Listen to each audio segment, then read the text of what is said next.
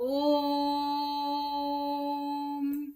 भूमिर्भूम्नाद्योर्वरिणान्तरिक्षं महित्वा उपस्थेते दैव्यदिते अग्निमन्नाद्मन्नाद्याया आयङ्गोः पृश्निनक्रमीदसनन्मातरं पुनः पितरं च प्रयन्सुवः त्रिगुंशद्धाम विराजति वाक्पतङ्गाय शिश्रिये प्रत्यस्य वहद्युभिः अस्य प्राणादपानत्यन्तश्चरति रोचना व्यख्यन्महिषस्सुवः यत्त्वा क्रुद्धः परो वपमन्युना यदवर्तया सुकल्पमग्ने तत तव पुनस्तोद्दीपयामसि यत्ते मन्युपरोक्तस्य पृथिवीमनुदध्वसे आदित्या विश्वे तद्देवा वसवश्च समाभरन् मनो ज्योतिर्जुषतामाज्यं विच्छिन्नं यज्ञगुं समिमं दधातु बृहस्पतिर्तनुतामिमं नो विश्वे देवा इह मादयन्ताम् मेदिनी देवी वसुन्धरा स्याद्वसुधा देवी वासवी ब्रह्मवर्चसः पितृणा गुश्रोत्रं चक्षुर्मनः देवी हिरण्यगर्भिणी देवी प्रसूवरी सदने सत्यायने सीद समुद्रवती सावित्री हनो देवी मह्यङ्गी महीधरणी महो व्यथिष्ठा शृङ्गे शृङ्गे यज्ञे यज्ञे विभीषणी इन्द्रपत्नी व्यापिनी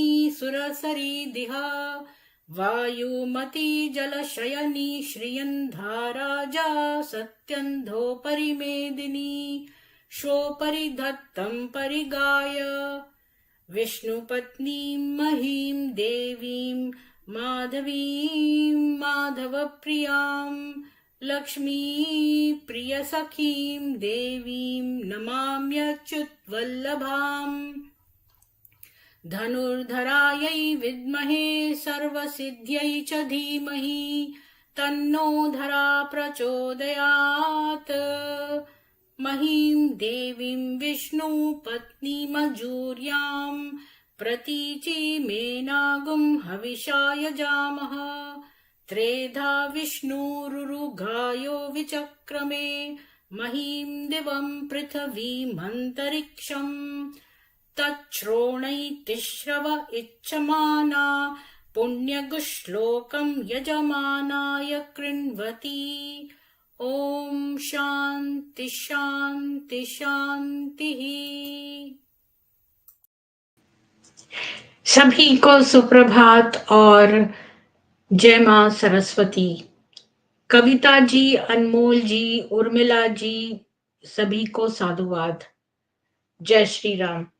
आज हम उसी का जो हमने कल स्टार्ट किया था उसी का हम दूसरा पाठ करेंगे।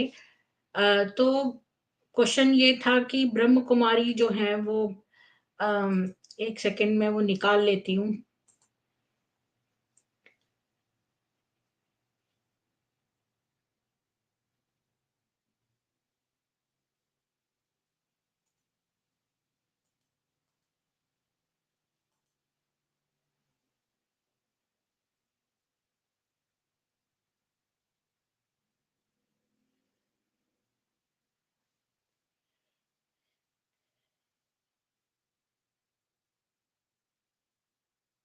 वो शिवानी वाला वो जो था वो हर बार गायब हो जाता है मुझे।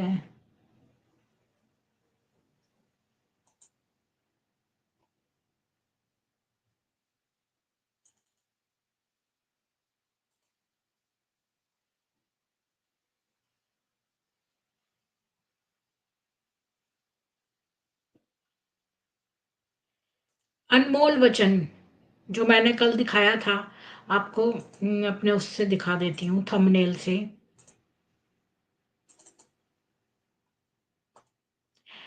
तो जो हमारे 33 कोटि देवी देवता हैं तो शिवानी कहती है कि उसके भी 33 अनमोल वचन हैं। तो उसका एक अनमोल वचन ये है, मैं 1 मिनट शेयर करती हूँ आप लोगों के साथ, कि अगर आप किसी की मदद के बदले उम्मीद रखते हैं, तो आप मदद नहीं व्यापार कर रहे हैं। तो ये चीज़ तो भगवत गीता में दी हुई है कि अब हमें जो है मदद दूसरों की जो है निस्वार्थ भाव से करनी है। तो क्या ब्रह्म कुमारी खुद भी जो अपनी टीचिंग है उसको फॉलो करती हैं कि नहीं, क्वेश्चन ये था।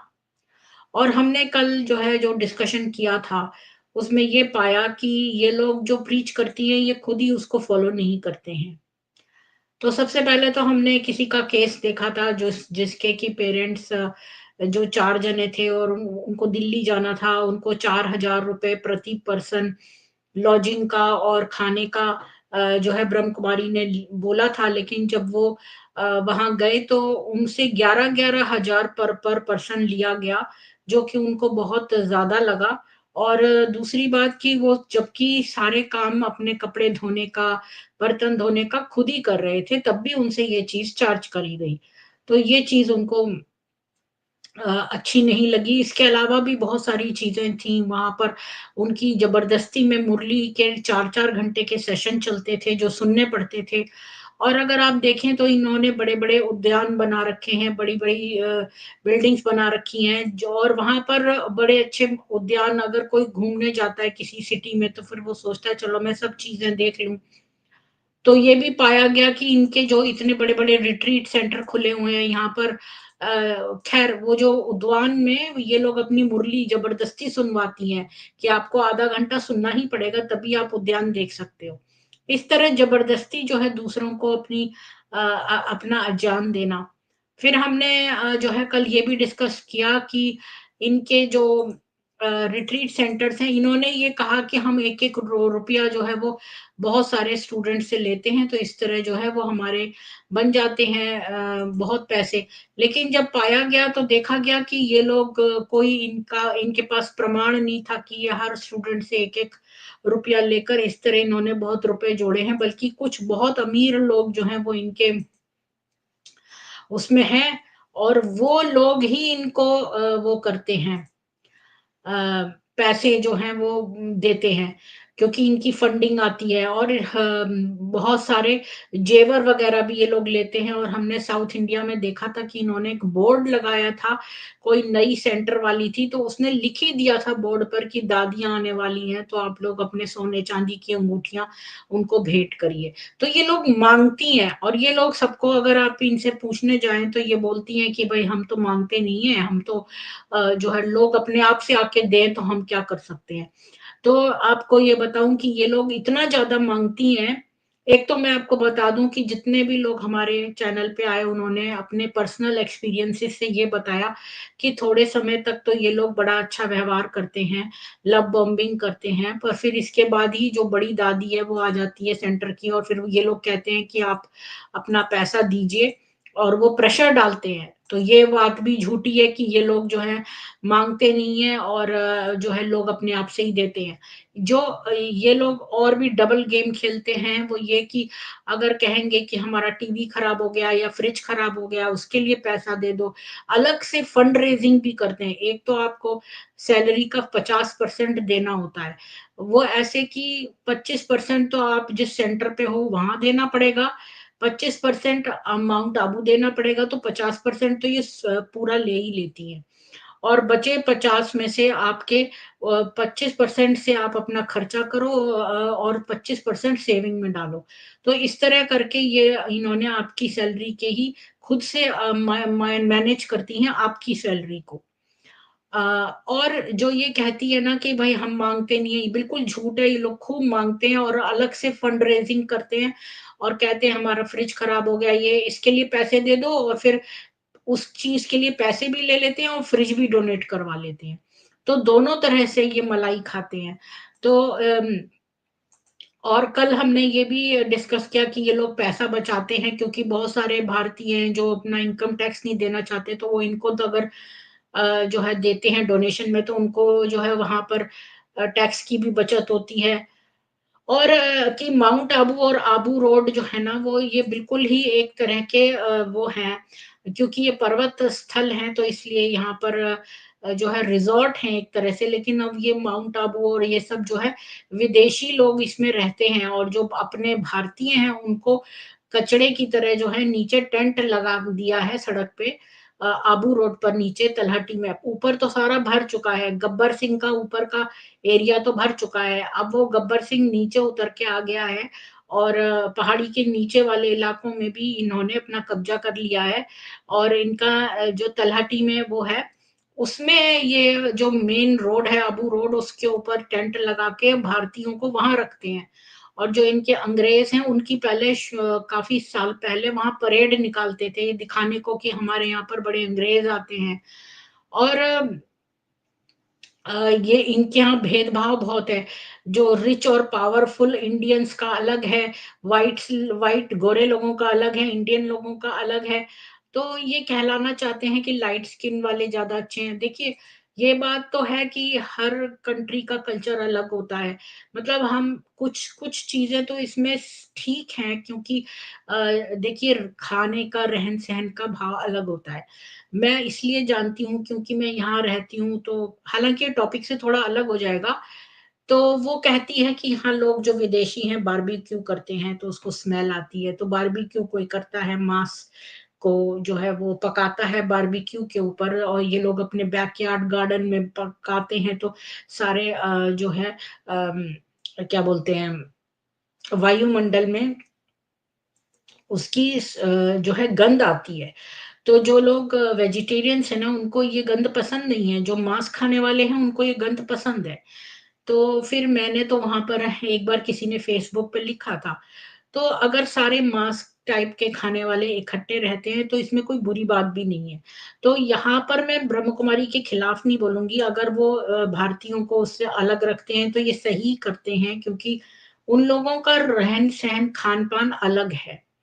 और वो लोग कुछ ज़्यादा ही क्लीनलीनेस फ्रीक होते हैं, और हर चीज़ में उनको ये लगता है। तो अगर वो अलग रहते हैं थोड़ा, तो रखना पड़ेगा भी। और दूसरे की कई लोग बहुत खराब तरह से भी खाते हैं, और कई लोग बहुत सोफिस्टिकेटेड ढंग से खाना खाते हैं, तो उसमें भी फ़र्क है। और मैंने चूँकि दोनों तरफ के लोग देख रखे हैं, तो मैं समझती हूँ कि यहाँ पर ब्रह्म कुमारी को दोष नहीं लगाया जा सकता है, क्योंकि उन लोगों का खान-पान अलग है, और उनके खाने का स्टाइल भी अलग है। और वो जो है बर्दाश्त नहीं कर पाते। कई लोग जैसे हाथ में, अगर आप साउथ इंडिया में जाएँ, कहीं बहुत रूरल गाँव में, वहाँ के लोग जो हैं वो अलग तरह से खाते हैं। वो लोग चावल को पूरा मीच-मीच के और फिर ऐसे-ऐसे करके खाते हैं, और वैसे जो लोग इस तरह नहीं खाते, फिर उनको घिन आती है उसको देखकर। और जो लोग बहुत फ़ोर्क काँटे से खाते हैं, वो बिल्कुल अलग तरह से खाते हैं। तो मतलब रोज़ कोई देखता है ऐसे, तो फिर उसका मन नहीं करता खाने को, दूसरों का स्टाइल देखने से भी। तो मैं ऐसा समझती हूँ। कई लोग अपने सिर में तेल-वेल डाल के जाते हैं, कोई मैं जैसे यहाँ पर कंपनीज़ में काम करती थी, तो उनके अंदर से बड़ी स्मेल आती थी चमेली की, कभी किसकी, अचार की स्मेल। यहाँ पर जो विदेशी लोग हैं ना, मैं ये नहीं कह रही ये बड़े अच्छे हैं, ये भी तो मांसाहारी हैं, इनके अंदर से मांस की स्मेल आती है। पर मैं कह रही हूँ, अलग-अलग स्मेल अलग-अलग लोगों से एसोसिएटेड है। और जो ये विदेशी काम करते हैं यहाँ पर, तो ये लोग अपना लहसुन प्याज डालते नहीं हैं खाने में, क्योंकि उसमें स्मेल आती है, तो खाली सैटरडे संडे अपने घर में जो खाना बनाते हैं उसमें लहसुन प्याज डालते हैं। ऑफिसेज़ में नहीं डालते हैं, लेकर नहीं आते इस तरह का स्मेलिंग खाना। तो कि भई डिब्बा खोला और पूरे में महक फैल गई, ऐसा नहीं करते हैं। क्योंकि यहाँ पर ना, जैसे कॉलेजेस, यूनिवर्सिटीज़ में भी लोग खाना ले जाते हैं, और लेक्चर होता रहता है, खाते रहते हैं बीच में, कुछ न कुछ। तो वो लोग अपना मैं भी जैसे जाती थी, तो एक के बाद एक क्लास होती थी, तो हमें कोई लंच टाइम तो मिलता नहीं था, तो उसी क्लास के बीच में खाना होता था, तो इसी तरह की चीज़ें खा लेते थे, जैसे एप्पल हो गया, ये वो, ताकि किसी को ऐसा स्मेल सा ना आए। और जो ये अरबी लोग लाते थे, ये लोग बड़ा लहसुन पड़ा हुआ पता नहीं क्या लाते थे, सारे में स्मेल फैल जाता था। तो ये अलग-अलग खाने के वो हैं, तो मैं यहाँ पर जो है ब्रह्म कुमारी को इतना दोष नहीं दूँगी कि भई वो इंडियंस के संग और उनके संग भेदभाव करती है, तो करना भी चाहिए, क्योंकि खाना, रहन-सहन वो सब अलग है। ख़ैर लेकिन ये लोग अहंकारी हैं, ये बात है। ये लोग ये दिखाते हैं कि हम कुछ हैं और पावरफुल इंडियंस को जो है वो डिफरेंट डिफरेंट तरीके से अमीरी और गरीबी का भेद रखते हैं ये लोग। और ये लोग कहते हैं भई दूसरे लोग तो शूद्र हैं, जबकि बॉलीवुड की जो एक्ट्रेसेस जिन्होंने घाट-घाट का पानी पिया, उनको ये गले लगा लेती हैं तुरंत। तो अगर और कहती हैं अपने घर के लोगों का खाना मत खाओ क्योंकि वो लोग तो लौकिक लोग हैं।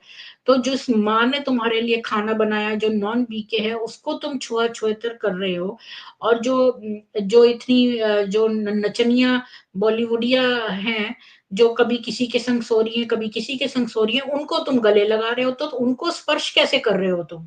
ऐसे तो तुम बड़ा अपना छुआ-छेतर करते हो। तो ये सब दोगली बातें हैं, ये इनके दोगले व्यवहार हैं। अच्छा, फिर हमने कल ये डिस्कस किया कि छत्तीसगढ़ में बहुत सारी ज़मीन इनकी पड़ी है, बहुत सारी खाली ज़मीन है, लेकिन ट्राइबल लोगों को इन्होंने कुछ नहीं दिया। इनके जो रिट्रीट सेंटर्स हैं बड़े-बड़े, वो खाली पड़े हुए हैं, उनको इन्होंने कुछ भी नहीं किया। और फिर कुछ लोगों ने अपना एक्सपीरियंस लिखा है कि उनकी अ, और बहुत सारे यहाँ पे हमने तस्वीरें भी देखी थी। अम, आपका याद ताज़ा करा देती हूँ, फिर इसके बाद हम आज का कंटिन्यू करेंगे। तो कुछ इनके रिट्रीट्स और देखिए खाली ज़मीनें ये मैं आपको दिखा देती हूँ। ये कल हमने दिखाए थे।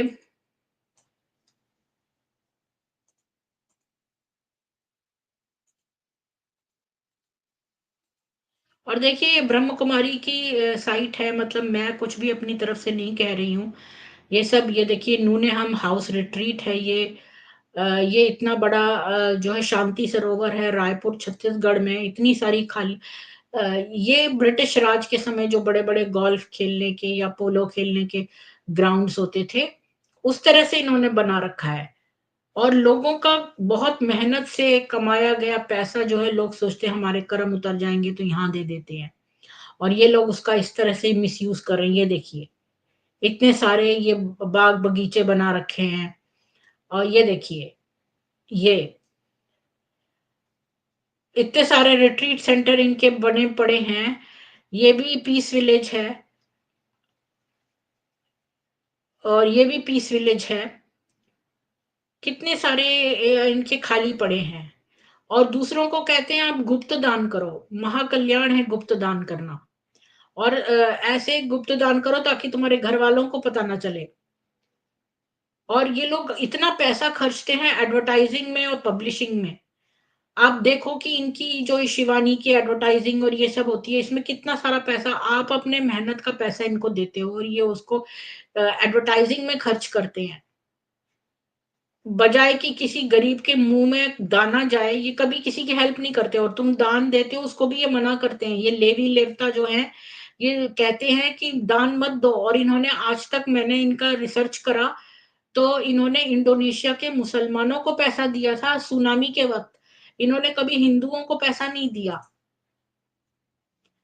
और फिर हमने कल अजय जी ने काफ़ी कुछ बताया था इनके बारे में।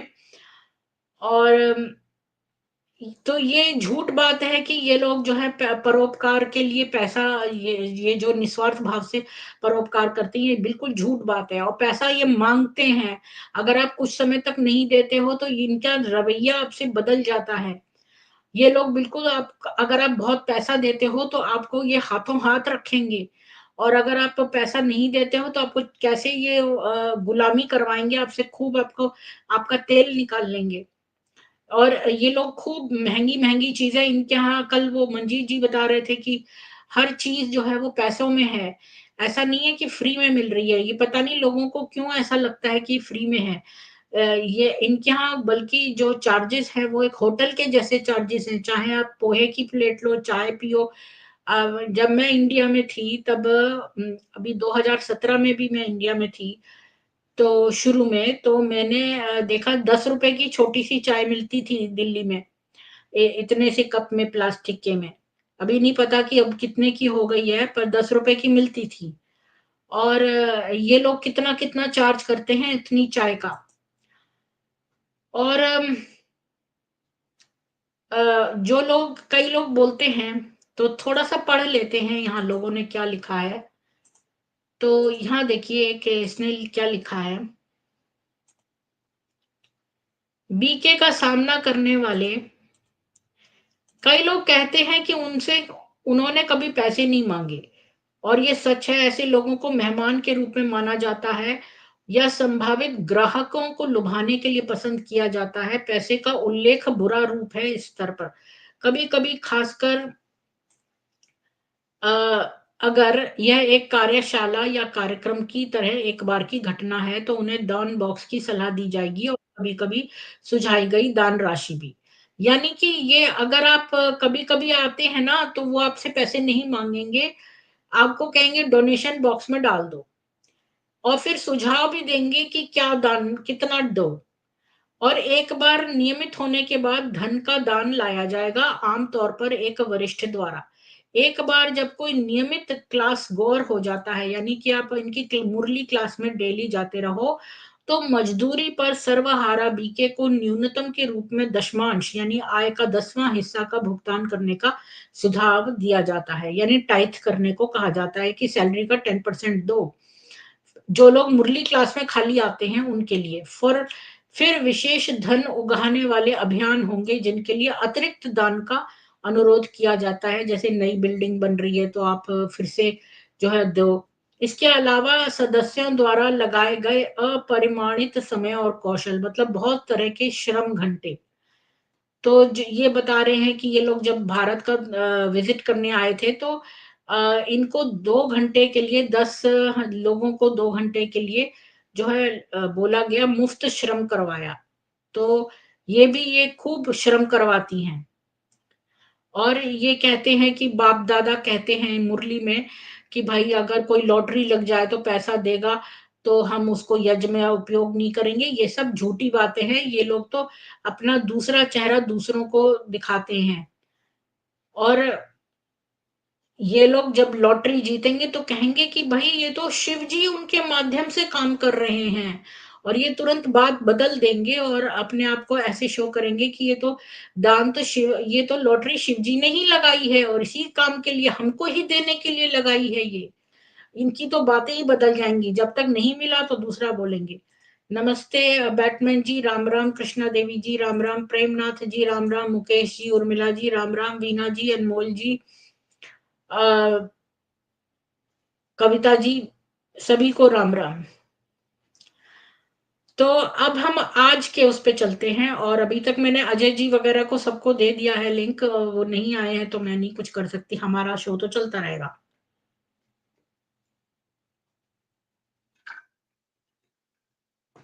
अर्चना जी आपको भी राम राम। तो चलते हैं हम आगे। तो मैंने कहा था कि ये इतना लंबा टॉपिक है कि हम 2 बार में करेंगे। तो देखिए इनका ये वाला साइट मनी मनी मनी, इसमें क्रानुता ने कुछ लिखा है। तो चलिए इसको मैंने हिंदी में कर दिया है, इसको हम पढ़ते हैं। ये सब मैं नहीं कह रही हूँ, ये विक्टिम्स हैं जो यहाँ पर लिख रहे हैं। ये ब्लॉग विक्टिम्स के लिए है। क्या कोई मुझे बता सकता है, 1 मिनट में ये शेयर करा है ना, हाँ, इसको मैं क्लोज कर देती हूँ। क्या कोई मुझे बता सकता है कि बीके नेताओं के अपने वफादार सदस्यों से धन प्राप्त करने की प्रक्रियाएं, तरीके क्या हैं? क्या यह अनिवार्य है? उनकी आय का कितना प्रतिशत उनसे आवश्यक है?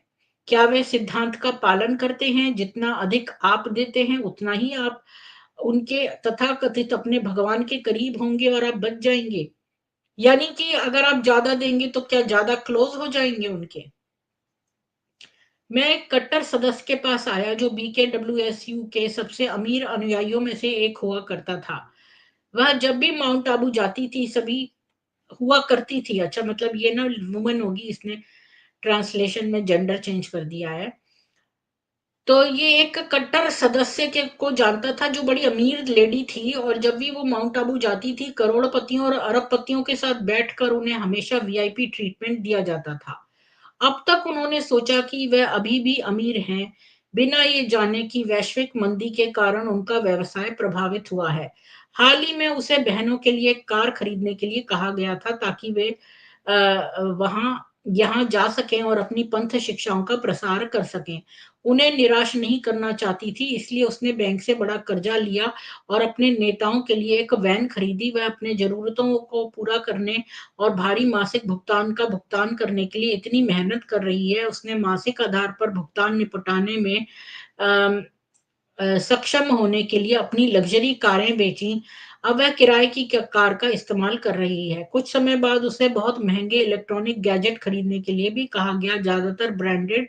उसने अनुरोध के अनुसार उसे और दिए गए विनिर्देशों के अनुसार सब कुछ खरीदा। एक मज़ेदार बात ये है कि उनके नेताओं ने उन्हें ब्रांडेड परफ्यूम खरीदने की भी माँग की।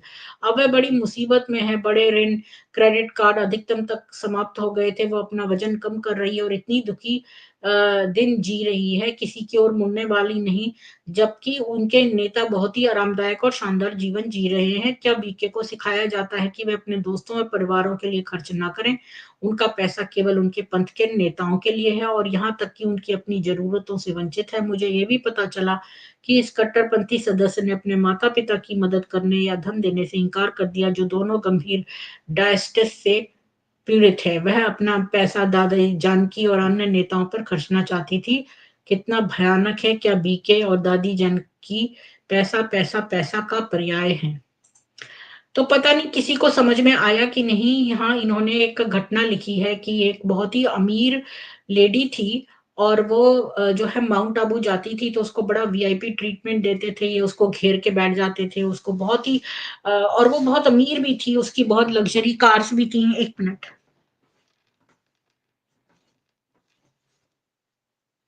उसकी बहुत लग्ज़री कार्स भी थी, तो वो बहुत पैसा जो है उससे माँगा गया कि आप ये पैसा दो, और बेचारी ने अपनी इमेज इतनी बना रखी थी सोसाइटी में कि उसको बैंक से ऋण लेना पड़ा इन लोगों को देने के लिए, क्योंकि उसकी एक इमेज बनी हुई थी।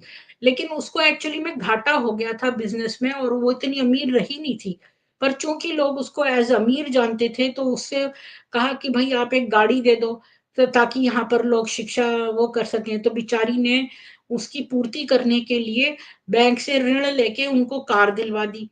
इसके बाद भी उनका मुँह नहीं भरा, उन्होंने कहा कि हमें एक इलेक्ट्रॉनिक गैजेट चाहिए, तो बेचारी ने अपनी लग्ज़री कार्स बेच के उनको इलेक्ट्रॉनिक गैजेट ला के दिया। फिर वो उससे और भी चीज़ें माँगने लगे और यहाँ तक विदेशी परफ्यूम भी माँगा।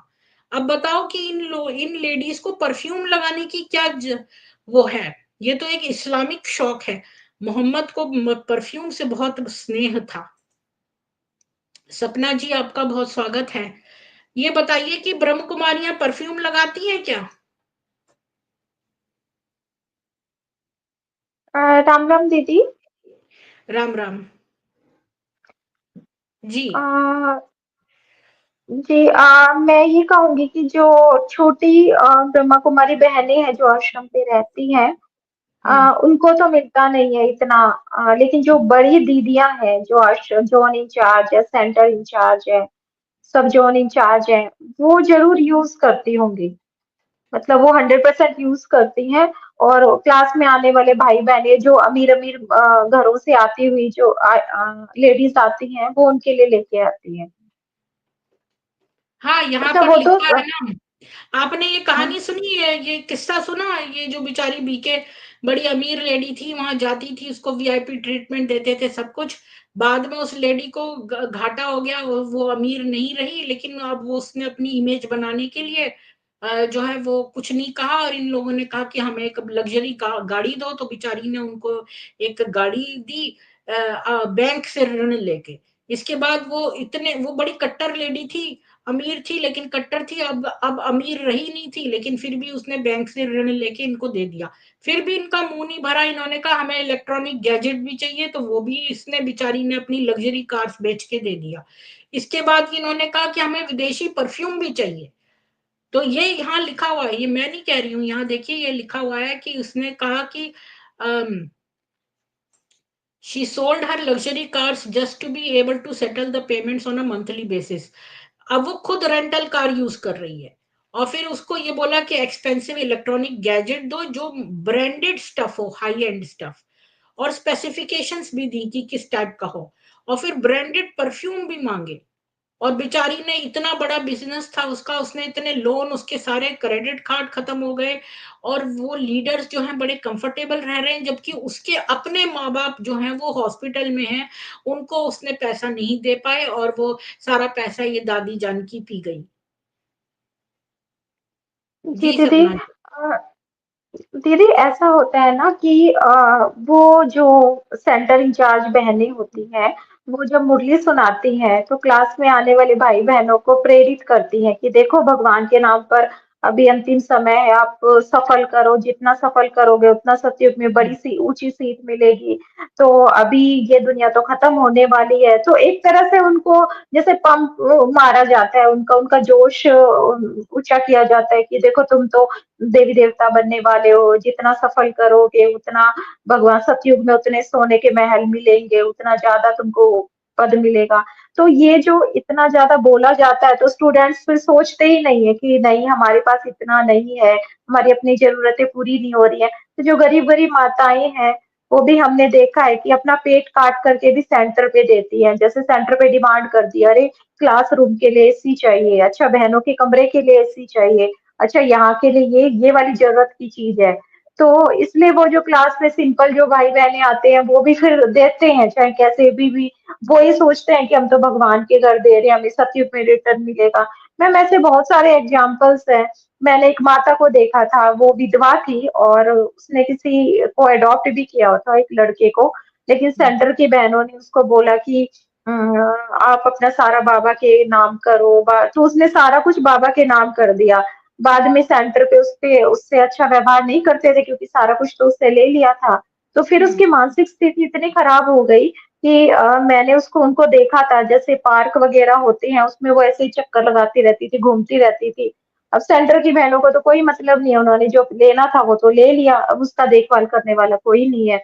जो अडॉप्ट किया था बेटा वो भी उससे दूर हो गया कि माँ ने तो सारा ही सेंटर पे दे दिया, मेरे लिए तो कुछ दिया ही नहीं, वो वैसे ही उससे नाराज रहता था।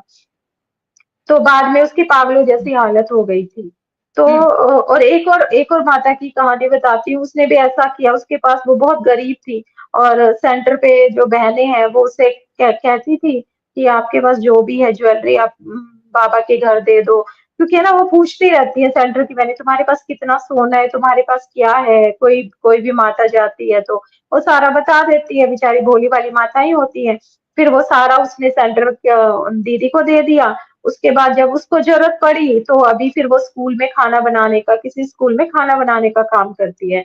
तो एक दिन मेरे को मिली और कह रही थी कि दीदी ने मेरी सारी ज्वेलरी ले ली और मेरे साथ इतना बुरा व्यवहार करती है अब, और मैंने मांगी भी अपनी ज्वेलरी वापस, तो कहती है वो तो सफल कर दी, वो तो भगवान के नाम हो गई, अब तुमको वापस नहीं मिलेगी। तो इस तरह की दीदी काफी घटनाएं बहुत सारी भरे पड़े हैं इस तरह के प्रसंग। मतलब एक हाँ, बार बस उनसे ये ना जितना ले लिया दूसरों को तो पैसा। कहती हैं, दूसरों को तो बड़ी शिक्षा देती हैं कि भाई तुम ऐसे बनो। ये जो हमारे 33 कोटि देवी देवता हैं, उनके नाम पर इसने जो है शिवानी ने भी अपना ये बना रखा है 33 अनमोल वचन। तो ये कहती है अगर आप किसी की मदद के बदले उम्मीद रखते हैं तो आप मदद नहीं, व्यापार कर रहे हैं। लेकिन ये जो कहते हैं ये खुद ही फॉलो नहीं करते। जी मैम। और दूसरी बात ये है मैम कि जो बहुत पैसे वाले होते हैं, भले वो कोई धारणा का पालन नहीं करे, इनके जो भी नियम कायदे कुछ पे भी नहीं चल रहे हो, लेकिन उनकी बड़ी वहां पे सेंटर पे खातिरी होती है। मैं शांतिवन की बात बताती हूँ। एक बहन है जो विदेश में रहती है, उसका ब्रह्मा बाबा के साथ भी फोटो है, दादा लेखराज के साथ। उसमें वो एक मतलब यंग एज की कोई लड़की है, ब्रह्मा बाबा उसको कुछ खिला रहे हैं, वो फोटो है। तो हम एक बार उनका इंटरव्यू लेने के लिए गए थे उनके पास, तो वो ये कह रही थी कि मैंने तो ब्रह्मा बाबा को देखा है, लेकिन है ना मैं तो नहीं चल सकती थी, इतना वहां पे सख्त था नियम कायदे, मैं तो नहीं चल सकती थी, मैंने तो जाके आराम से शादी किया, उसके उसके बच्चे भी हैं, लेकिन वो काफी रिच है, काफी रिच है। तो जब भी वो शांतिवन में आती है उसको बहुत अच्छा कमरा मिलता है, एसी रूम, उसकी काफी खातिरी होती है, क्योंकि वो फिर वहां पैसा ज्यादा देती है, उसकी कोई नियम धारणा कुछ भी नहीं है।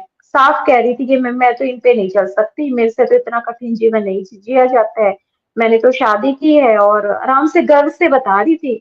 और वहां पे जो जिन्होंने अपना जीवन समर्पित किया, धन नहीं दिया, उनको तो वहां पे पंखे तक नसीब नहीं होते हैं, इतनी हम्म। बुरी हालत में उनको रखते हैं। तो बस अच्छा। सारा ही दीदी ये प्रपंच जो सारा रचा गया है वो सिर्फ धन के लिए रचा गया है। जो जो धन दे सकता है उसकी वहां पे सब कुछ खातरी होनी है, जो धन नहीं दे सकता उनको भले वो कितना भी कर ले सेंटर में, लास्ट अंत समय में उनको बोलाते ही पड़नी है, धक्के मारने हैं। तो इसलिए मैं तो जो भी सुनते हैं ये स्ट्रीम से कहूंगी कि सारा अपना वहां सेंटर पे ना दे, कुछ अपना हम्म। अच्छा, ये अगर वो जा क्रानुटा ही ने, रहे हैं सेंटर पे। ये जो हमने पढ़ा था, ये क्रानुटा का हमने पढ़ा था कि वो ये कह रही थी कि यहाँ पर जो उस लेडी वाली बात की, बेचारी उससे इतने इलेक्ट्रॉनिक गैजेट्स खरीदवाए, ये सब किया, और बेचारी ऋण में आके उसने सब दिया। तो अब क्रेनुटा के ये एक कोई बीके की तरफदार है, इसने क्रेनुटा का आंसर किया है, देखते हैं इसने क्या लिखा है। कह जी। रही है, हाय क्रेनुटा, नहीं ये अनिवार्य नहीं है, लेकिन ऐसे कई तरीके हैं जिनके द्वारा सदस्यों को देने के लिए प्रभावित किया जाता है। ऐसे हाल में एक अन्य विषय में उल्लेख किया था कि कैसे मेरे एक बीके मित्र को क्षेत्र की मुख्य बहनों में से एक के व्यक्तिगत फोन कॉल द्वारा निर्देश दिया गया था कि उसे मधुबन में मुख्यालय में कितना देना है और उसे एक विशिष्ट व्यक्ति को हाथ में देना है। अब वह ऐसा न करने के लिए स्वतंत्र थी। उसे जेल में नहीं डाला गया होता या पीटा गया या उसकी कार जब्त नहीं की जाती, लेकिन वह जानती थी कि उसने ऐसा नहीं किया, तो संभावना है कि वह निर्देश के प्रवर्तक को पता चल जाता और इससे संगठन के भीतर उसकी स्थिति प्रभावित हो सकती है।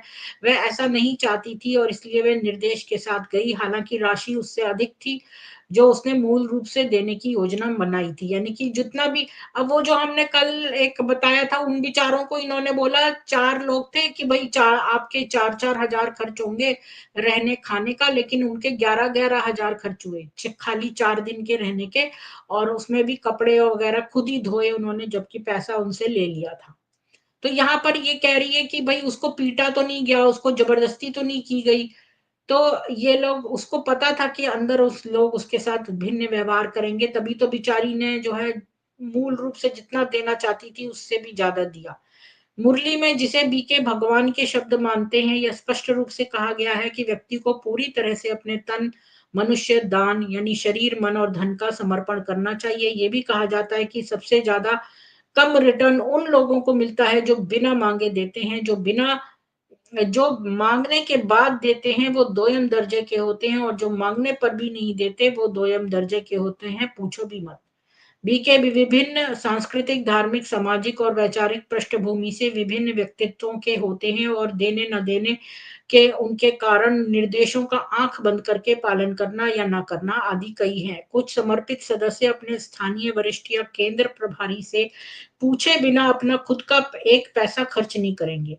बहुत से लोग मानते हैं कि केंद्रों के प्रमुखों को वरिष्ठों द्वारा चुना गया है, जिन्हें स्वयं भगवान द्वारा व्यक्तिगत रूप से चुना गया है, और वे जो भी गलती करते हैं उसके लिए भगवान जिम्मेवार हैं, कि भगवान अंततः इसे सही कर देंगे, और यह कि दाता का ऊंचा कर्म दूषित नहीं है यदि धन धन के साथ सौंपे गए व्यक्ति इसका दुरुपयोग करते हैं। मैं व्यक्तिगत रूप से ये नहीं मानती कि मुरली ऐसा कहती है, लेकिन मैं देख सकती हूँ कि इसे आसानी से कैसे व्याख्या की जा सकती है।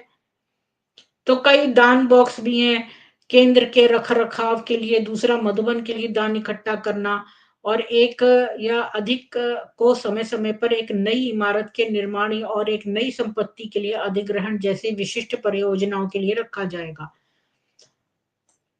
यानी कि इतने तरह के ये दान लेते हैं, चाहे एक नया बॉक्स रखा गया हो नहीं, हमेशा उन विशेष परियोजनाओं के लिए दान का अनुरोध करने की घोषणा की जाएगी। दादी जानकी मिलने के खर्च को कवर करने के लिए एक अक्सर विशेष अनुरोध किए जाते हैं, और केंद्र की ओर से मधुबन के लिए दान के रूप में दादी को गहनों से प्रस्तुत करने के लिए नकदी का एक बड़ा लिफाफा भी इकट्ठा करने के लिए कहा जाता है। और फिर ये लोग कह रहे हैं कि हम तो मांगते नहीं है। अब ये मांगना नहीं है तो और क्या है? अधिकांश का मानना यह है कि यह सब दुनिया को लाभ पहुंचाने के लिए किया जा रहा है, पर इसके बारे में कोई जानकारी नहीं है कि वास्तव में पर्दे के पीछे क्या चल रहा है। कट्टर विश्वासी अक्सर सबूतों के साथ प्रस्तुत किए जाने पर बेकार या अत्यधिक खर्चों को सही ठहराने का एक तरीका खोजने की कोशिश करेंगे। वरिष्ठों को सबसे पवित्र माना जाता है और कोई भी समझने के लिए बड़ा अशुद्ध है। कई लोग, हाँ, ये भी ये कहते हैं कि तुम लोग अशुद्ध हो, तुम क्या समझोगे। उनके लिए सब परमेश्वर की कुल की गपशप और बदनामी है, बड़ा पाप है, और यदि उनके कानों में आता है तो सबसे अच्छा यही है कि उसे तुरंत बाहर आने दिया जाए और उस गंदगी में से किसी को भी अपने मन के अंदर रखें।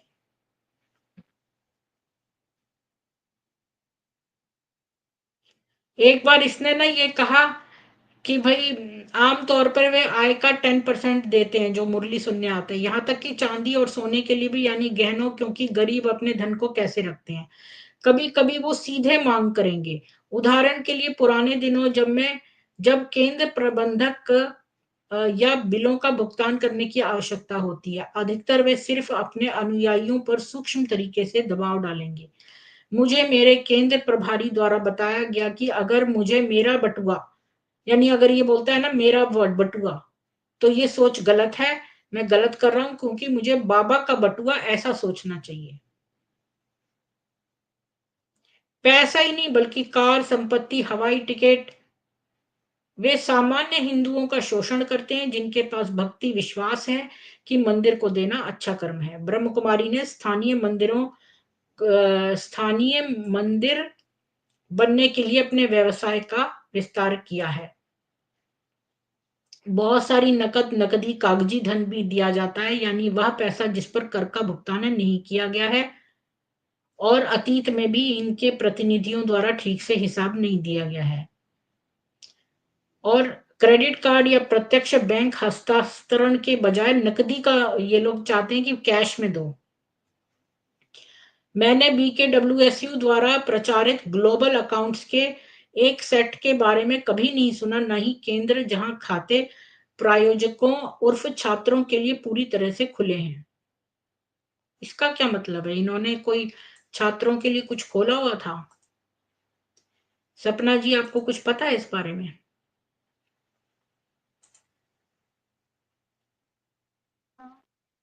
जी मैम, मैं सुन नहीं पाई थी, क्या है? मतलब ये इन्होंने बहुत सारी बातें यहाँ बताई हैं, बहुत सारी बातें हो गई इस बीच में, कि ये लोग कैश चाहते हैं, न कि क्रेडिट कार्ड। फिर ये लिख रहे हैं, ये वाली लाइन मुझे इतनी समझ में नहीं आई, कि ये कह रहे हैं मैंने BKWSU द्वारा प्रचारित ग्लोबल अकाउंट्स के एक सेट के बारे में कभी नहीं सुना है, ना ही एक केंद्र जहां खाते प्रयोजकों उर्फ छात्रों के लिए पूरी तरह खुले हैं। यानी ये छात्रों को कोई पैसा नहीं देते हैं। मैम स्टूडेंट्स वो है ना, स्टूडेंट्स उनको कहा गया है, छात्र उनको कहा गया है जो सेंटर पे आते हैं, मुरली सुनते हैं, उनको स्टूडेंट्स कहते हैं। हाँ, तो उनको इन्होंने कोई भी पैसा नहीं देते हैं, ऐसा कुछ नहीं है। और एक और ने लिखा है कि मैंने देखा है कि पश्चिम में भारतीय माताओं से सोना और गहने मांगे जाते हैं ताकि इसे दादी जानकी को दिया जा सके। मैंने सोचा कि ऐसा इसलिए था क्योंकि भारतीय माताओं के पास नकदी के मामले में देने के लिए कुछ नहीं है, क्योंकि लेडीज वगैरह सोना ज्यादा रखती है ना, इसलिए। मैंने यहाँ एक छोटे से सेंटर का हिसाब रखता था। मैंने सुझाव दिया कि केंद्र में आने वाले किसी भी व्यक्ति के लिए हमारे खातों को खुले तौर पर सुलभ बनाया जाए, लेकिन सुझाव में इसको एक वॉल ही मिली। अच्छा, इसने ये भी लिखा है, मैं ये उल्लेख करना भूल गया कि वह नेताओं और बहनों के लिए भी हवाई टिकट प्रदान करती हैं। हालांकि उन्होंने यह स्वीकार करने से इनकार कर दिया कि उनकी संपत्ति का एक बड़ा हिस्सा बीके पंथ में जाता है। मुझे बताया गया था कि अगर सीनियर्स आपको अपनी तस्वीरों के साथ एक फ्रेम देते हैं तो आपको बदले में नकद देने की जरूरत है। इसका क्या मतलब है सपना?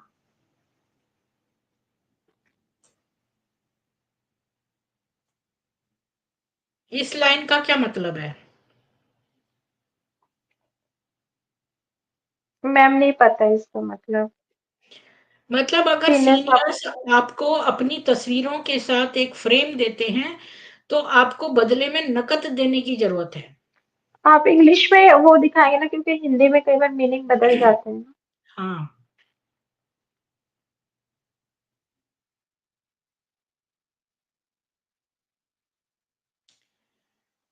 तो ये कह रही है थैंक्स फॉर योर रिप्लाई। कौन कह रहा है ये देखो? क्रेनुटा ही कह रही है, जिसने सबसे पहले लिखा था। ये कह रही है कि इसने पहले मेंशन करना भूल गई थी कि एयर टिकट भी देते हैं ये लीडर्स और सिस्टर्स को। हालांकि सिस्टर्स जो हैं वो, हालांकि she refused to acknowledge that a big chunk of her wealth goes to BK cult.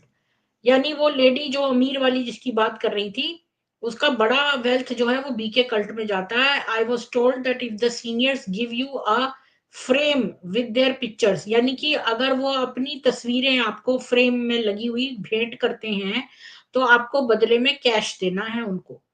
Oh yes, sorry to say they stink. That's why they want to use branded perfumes.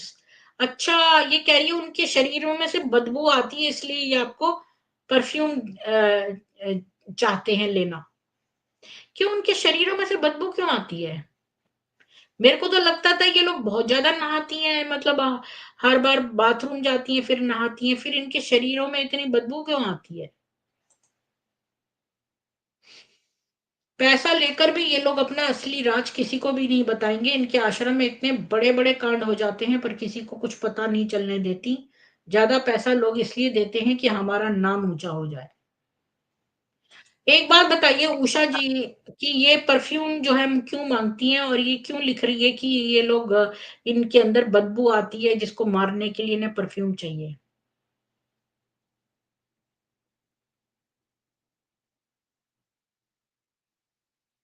सपना जी, आपको पता है इस बारे में? मैम, जनरली हम लोग perfume या डिओड्रेंट का इसलिए यूज करते हैं ना कि पसीने की बदबू जो भी होती है वो ना आए, इसके लिए यूज करते हैं ना। तो हो सकता है मे बी पॉसिबिलिटी जो बड़ी बहनें हैं, सीनियर्स हैं, वो फिर यूज करती हूँ इसी कारण से। और ये लोग तो एयर कंडीशन में रहती हैं। हाँ, लेकिन मतलब क्या है कि जब फ्री का आ रहा है तो चलो भाई यूज कर लो। ये वाली चीज हो जाती है ना। तो मैम एक बात कहना चाहूंगी कि मतलब इनकी कैसा एक ये क्या कहते हैं, विरोधाभास है इनकी बातों में कि ये एक तरफ कहती हैं, वहां सिखाया जाता है कि कभी भी जो गरीब लोग हैं या भिखारी लोग हैं उनको पैसे मत दो, क्योंकि वहां पैसे का मिसयूज हो सकता है। जैसे मान लो आपने भिखारी को पैसे दिए, 50-100 रुपए दिए, और उसने 100 रुपए में जाके कोई चाकू खरीद लिया और किसी का मर्डर कर दिया, तो उन पाप कर्मों का बोझा आपके सिर पे आएगा। ये वहां की क्लासों में सिखाया जाता है। लेकिन वहीं दूसरी ओर हम जब हम लोग ये बी के आश्रमों में जब देते हैं पैसे, तो क्या वहां मिसयूज नहीं होता? अभी जैसे भारत का आपने वीडियो भी एक बहुत हुआ था वायरल, जिसमें वो मालिश करवा रहे हैं, और इसके अलावा हाँ, काफी उनके खिलाफ भी बहुत सारे करप्शन के केस भी थे कि उसने काफी पैसा किया है। इसी तरह शांतिवन में भी हम देखते हैं कि कई बिल्डिंगें तोड़ करके कुछ होता है, सबसे पैसा इकट्ठा किया जाता है सभी सेंटर वालों से, फिर कहते हैं नहीं नहीं, इस बिल्डिंग पे तो कुछ फॉरेस्ट वालों ने या कुछ वहां पे है ना कुछ विवाद है, फिर उसको तोड़ देंगे और फिर दूसरी जगह बनाएंगे। ऐसे वहां पे बहुत किस्से हैं। हम्म। तो क्या ये और मिसयूज इतने नहीं है? सारे जो या उनके सेंटर। कांड होते हैं उनको पैसा खिलाने में, पुलिस वालों को, हाँ। जजेस को, वहां पैसा आपका यूज होता है, तो फिर ये लोग कह देते हैं। अभी ये लेडी ने ऊपर वाले आंसर में लिखा है कि जब अगर कोई गलत यूज करे तो फिर ये इनकी मुरली कहती है कि तो ये पाप उसी पे जाएगा, आप पे नहीं जाएगा। लेकिन यहाँ पर विरोधाभास है, क्योंकि दूसरों के लिए अगर भिखारियों का पाप जो है वो आप पे आ सकता है, भिखारी पे नहीं रहेगा, तो फिर इनका पाप जो है, जो देने वाला उस पर न रहकर उस पर जाएगा। मतलब दोनों अलग अलग तरह से बात कर रही हैं, जहां भी इनका स्वार्थ है वैसी ही बात बना लेती हैं। और दूसरा मैम, ये जो कहती हैं कि हम जैसे लॉटरी का पैसा या ऐसे नहीं लेते हैं, अपवित्र धन, लेकिन यहाँ तो जब पैसा कोई भी आप चाहे डोनेट कर लो, उनकी वेबसाइट पे डोनेशन का लिंक है, तो ये थोड़ी पूछते हैं डोनेशन से पहले, अच्छा ये आपने पवित्र धन है, ये आपने अच्छे तरह से कमाया नहीं है नहीं, या वो गलत कहती है, साधनों से सुनो कमाया, कुछ नहीं सपना, पूछते हैं। आपने वो मिस कर दिया। ये कहती है कि धन जो है जब यहाँ आ गया तो पवित्र हो गया, मतलब बीके में आने के बाद धन पवित्र हो गया, ये कहती हैं। और ये जो हाँ। बात है ना, ये कह रही है लॉटरी वाली, ये उस व्यक्ति ने ही लिखा हाँ। है कि लॉटरी लग जाएगी तो कहेंगे कि शिव बाबा ने ही लॉटरी लगवाई है और ये उनके पर्पस के लिए है। कोई ना कुछ कह देंगे, तो ये हमेशा अपना फायदा देखते हैं, बात कोई भी बना लेंगे।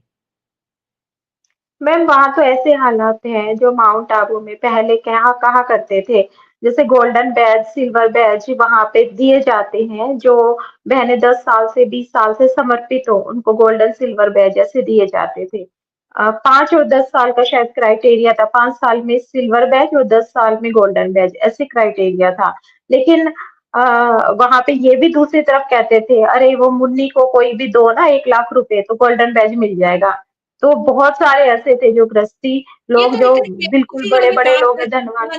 मुझे तो इतना विश्वास ही नहीं हो रहा है। तो ऐसी बात है जैसे नर्सरी में बच्चों को गोल्ड स्टार देते हैं, अगर वो अच्छा आंसर करे तो कॉपी पे चिपका देते हैं गोल्डन स्टार, तो वो बड़ा खुश होता है आज मुझे गोल्डन स्टार मिला।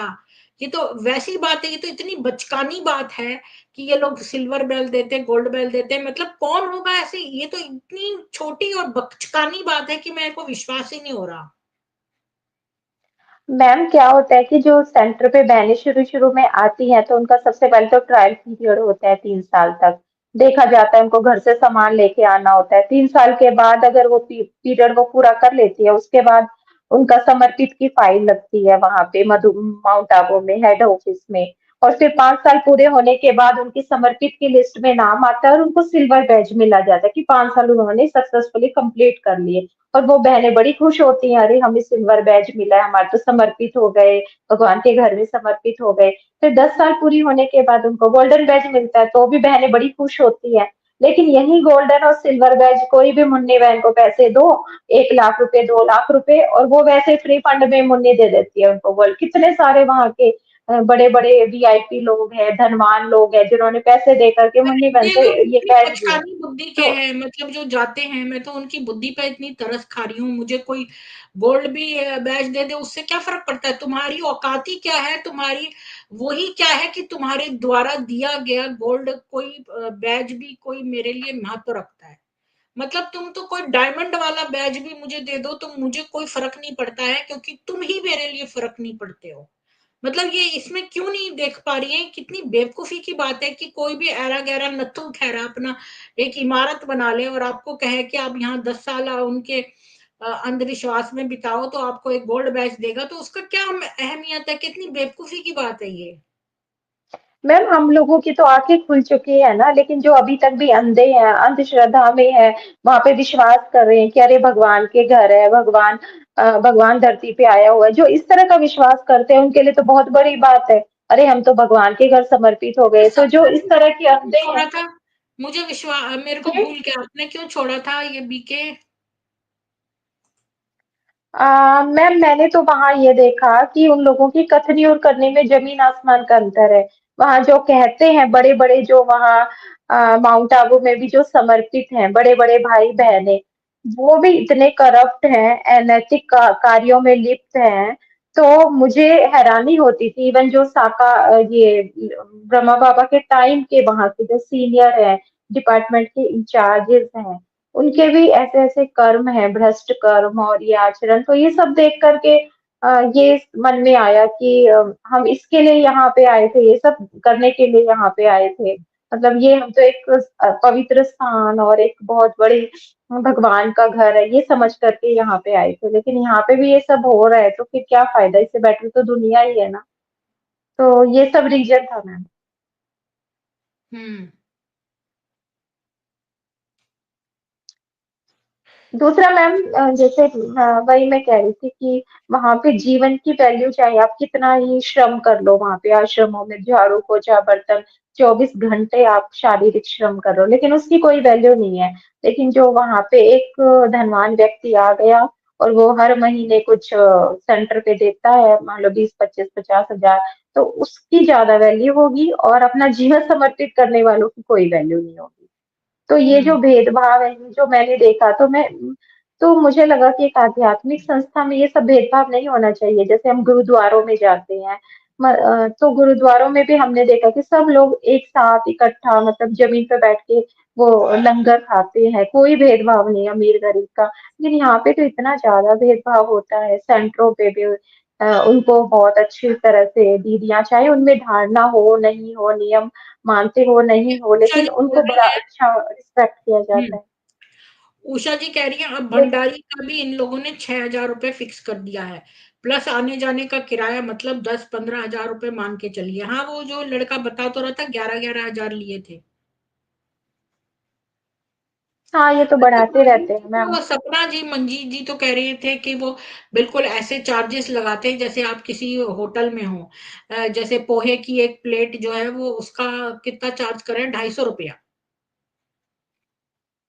नहीं मैम, ऐसा नहीं है कि भाई मतलब वो है ना, क्या होता है कि शुरू में ही ले लेते हैं जो भी माउंट आबू आते हैं ना, उनसे शुरू में भाई इतना लगेगा ये तो कह किराया रहे थे प्लस खाना वहाँ इतना पे। महंगा महंगा कर रखा है, जैसे 5 स्टार का बिल आया वैसा आता है। नहीं ऐसा नहीं कि एक एक प्लेट का इतना है, हर एक के अलग अलग चार्जेस जोड़े जाएंगे, ऐसा तो नहीं है।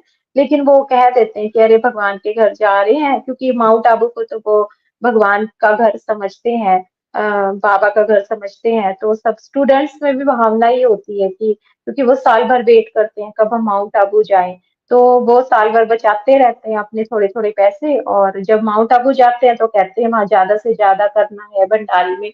तो हर स्टूडेंट से फिर वो लेते हैं। आज क्योंकि टिकटें रिजर्वेशन भी सेंटर की बहन ही करती है स्टूडेंट्स के, तो वो प्लस वहां पे रहने खाने का ये सब खर्चा, क्योंकि उनका ये मानना है कि भगवान के घर फ्री का नहीं खाना है, बोझ नहीं चढ़ाना है, हमें तो देना है ज्यादा से ज्यादा, भगवान के घर एक को और ये सफल बता रहा करना है है। कि एक इंडियन मदर है अमेरिका में, उसको बोला गया कि आप कैश लेकर आओ।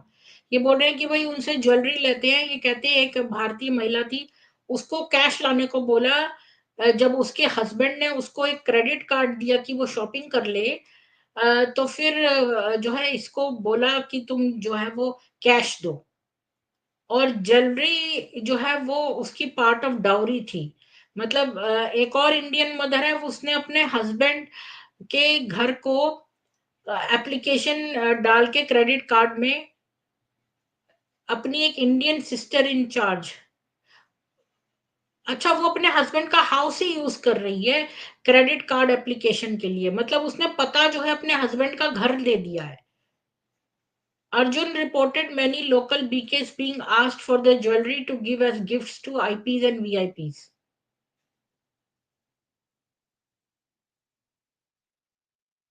ये भी है। क्या ये पूछ रहा है कि क्या उन्होंने कोई पॉन शॉप खोली है? पॉन शॉप मतलब ये कि जैसे कोई लोग अपने पुराने टूटे हुए जो गहने हैं या कुछ बेचने आते हैं ना, या आपको चोरी का सामान कोई बेचने जाता है ना, तो वो ये पॉन शॉप वाले खरीदार ले लेते हैं आपसे और वहां बेच देते हैं लोग। तो हो सकता है ये भी धंधा करती हूँ, पता नहीं। खैर ये वाला तो हमने पढ़ लिया है, और एक और चीज है जो पढ़नी है वो ये है। इसको भी देख लेते हैं, इसको भी मैंने हिंदी में नहीं किया है अभी।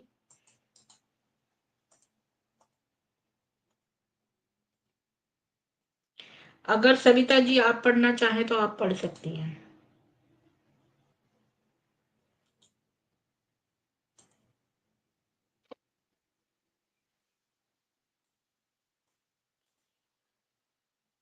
आप पढ़ेंगी क्या? नहीं मैम, आप ही पढ़ लीजिए, एक्चुअली मैं कुछ कर रही थी, साथ में बात कर रही हूँ आपसे। पैसे के लिए निजता के हेर फेर का सहारा लेती हैं ब्रह्म कुमारी। सबूत है कि ब्रह्म कुमारी निजी व्यक्तिगत जानकारी का उपयोग करती हैं, यानी कि आपकी पर्सनल कॉन्फिडेंशियल बात जान लेंगी, तो जो उन्हें विश्वास में दी गई है, बाद में दान के लिए शोषण करने के लिए, यह भी कि वे दान के लिए खुले तौर पर पूछते हैं और अनुयायी कितना देते हैं। तो यहाँ पर ये लोग कहती है ना कि हम तो भाई दान मांगते नहीं है, लोग अपने आप से करते हैं, कितना झूठ है। बल्कि यहाँ पर ये भी दिया है कि आपकी कॉन्फिडेंशियल सीक्रेट्स जान लेती हैं, जैसे दोस्ती कर लेंगी। एक हमने किस्सा पढ़ा था, एक ब्रह्म कुमारी जो बनी थी, वो इतनी उसको लव बम्ब करके उससे सारी डिटेल्स पूछ ली है, इसके बाद किसी और ब्रह्म कुमारी ने आके उसके डिटेल बताए तो उसको अच्छा नहीं लगा। इसको पता चल गया कि जिसके ऊपर इसने इतना भरोसा किया उसने दूसरी बहनों को जाके बता दिया, यानी जो एक की इंफॉर्मेशन है ये हर जगह फैला देती है, मतलब आपकी कॉन्फिडेंशियल नहीं रखती है बात को, और उसको आपको प्रेशर करने के लिए यूज करती हैं कि अब आप दान दो। बीके के बारे में खंड लगभग 1 बजे शुरू होता है, धन हेर फेर के बारे में अनुभाग 16 के आसपास शुरू होता है। इसका क्या मतलब है? सपना जी आपको पता है इस लाइन का मतलब?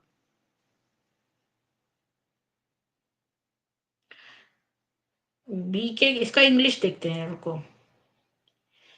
The section about the BK start around 1 o'clock. The section about the money manipulation starts around 16. इसका क्या मतलब है? ये इंटरेस्टिंग है क्योंकि ये बताता है कि बीकेस कैसे काम करते हैं, यंगर विमेन को यूज करते हैं ताकि नॉन बीकेस को अट्रैक्ट करें और उनको सॉफन अप कर दे, और उनको ओपन करें, फिर उसके बाद उनकी चापलूसी करते हैं स्टेटस और पोजीशन से। इसके बाद अपनी बूढ़ी कठोर हृदय की बीके दीदी को बुलाते हैं पैसा मांगने के लिए। यानी शुरू में आपकी जानकारी लेने के लिए किसी सॉफ्ट व्यक्ति को भेजेंगे, वो आपसे सारी बातें बड़ा प्यार दिखा के आपकी जानकारी ले लेगा। बाद में एक कठोर हृदय की वरिष्ठ दादी आ जाएगी जो, या दीदी आ जाएगी जो आपसे पैसा मांगेगी। इस केस में दीदी ने पूछा कि कितना पैसा उसने डोनेट किया था नए सेंटर को बनाने में, और जब बताया कि इतना इनफ नहीं था तो उसने कहा और दो। और फिर उसने उसकी इंफॉर्मेशन को एक्सप्लॉइट करना चाहा, जो इंफॉर्मेशन उसने जो अच्छी वाली बहन है उसको प्राइवेट में दी थी। तो ये वाली बात को इस बड़ी दीदी ने इसको जो है कॉन्फिडेंशियल इंफॉर्मेशन को एक्सप्लॉइट करने की कोशिश की। ये प्रूव करता है कि जो बीके सिस्टर है वो प्राइवेट इंफॉर्मेशन शेयर करती हैं। और ये भी कॉमन पैटर्न है कि वो कल्ट शॉपिंग करने जाती है बिफोर मीटिंग द बीकेस, और कैसे उन्होंने उसकी एक डार्क फेस को एक्सप्लॉइट किया। और इनका यहाँ पर दिया है कोई वीडियो है, वीडियो अनअवेलेबल है, इन्होंने उड़ा दिया है यहाँ से। तो कोई और लिख रहा है, कोई आवाज आई थी मुझे। वीपी बोहरा जी आए हैं बहुत समय बाद। बोहरा जी आपका बहुत बहुत स्वागत है, बहुत दिन बाद आप आए, कैसे हैं आप? मैं ठीक हूँ, चलिए आपको नमस्कार। मैं कई दिन पहले आपके बारे में सोच रही थी कि आपसे मुलाकात नहीं हुई, क्योंकि हमारे एक और बंदे हैं जो फ्रांस के हैं और वो भी उसी साइड के रहने वाले हैं। और तब मेरे को बड़ा याद आया कि अभी आप आ नहीं रहे हैं। मैंने एक दिन सोचा मैं आपका नंबर खोजूंगी, पूछूंगी कैसी है आपकी तबीयत, कहाँ गए आप, इतने दिन गायब हो गए। मैं किसान हूँ और आपने तो मैं बोला काम क्या? आपकी आवाज सही से नहीं आ रही है। आप सारी स्क्रीन बंद कर दीजिए, खाली यही वाली ऑन रखिए। नहीं, यही हमारी ओन है। मैं किसान हूँ, इसलिए ज्यादा बिजी रहता हूँ। आंधी तूफान आज भी बहुत तगड़ी आंधी आई है मेरे एरिया में, इसलिए ज्यादा बिजी रहता हूँ। मेरी आवाज समझ में लगता है कि आप बिजी रहते हैं, लेकिन आवाज आपकी बहुत खराब आ रही है। सपना जी, आपको इनकी आवाज सही आ रही है? और नीचे जो लोग हैं उनको सही आ रही है इनकी आवाज? नहीं मैम, कुछ भी नहीं सुन रहा है, काफी डिस्टरबेंस आ रहा है सब आवाज में। हाँ, आपने क्या हेडफोन लगाया हुआ है? तो हटा दो फिर। मैंने हेडफोन नहीं लगाया, मेरे पास है ही नहीं हेडफोन। नहीं तो कुछ बहुत गड़बड़ है, आपकी आवाज बहुत ही खराब आ रही है, हिलती हुई आ रही है, और तीन तीन आवाजें एक साथ आ रही हैं, पता नहीं कैसे आ रहा है, बहुत खराब आ रहा है जी। अब ये कैसे आई? नहीं, अब क्यों आएगी सही? अब तो और भी खराब आएगी। आपने वीडियो भी ऑन कर लिया है, आप दोबारा अपनी सेटिंग चेंज करके फिर से आओ, फिर से ज्वाइन। ओके।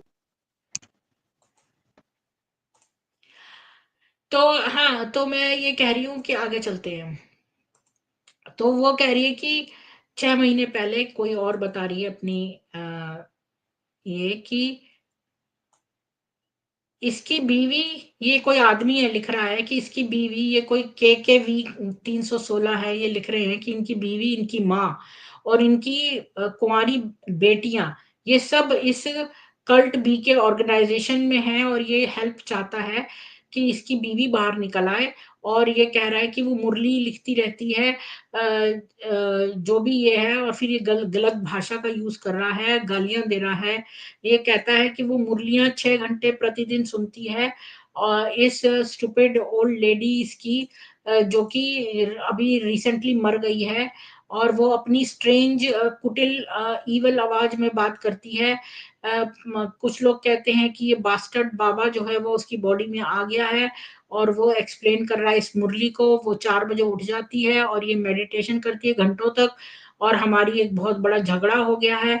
इसके बाद ये 6 बजे उठ के जो है सेंटर पे जाती है, ज्यादा बोलती नहीं है, कुछ डिस्कस नहीं करती है, कोई सेक्सुअल रिलेशनशिप नहीं है, अपना खाना अलग बनाती है, नहीं प्याज कोई भी, और ना ही लहसुन, और सभी सेम स्टूपिड लाइनें बार बार बोलती रहती है पानी पीने से पहले।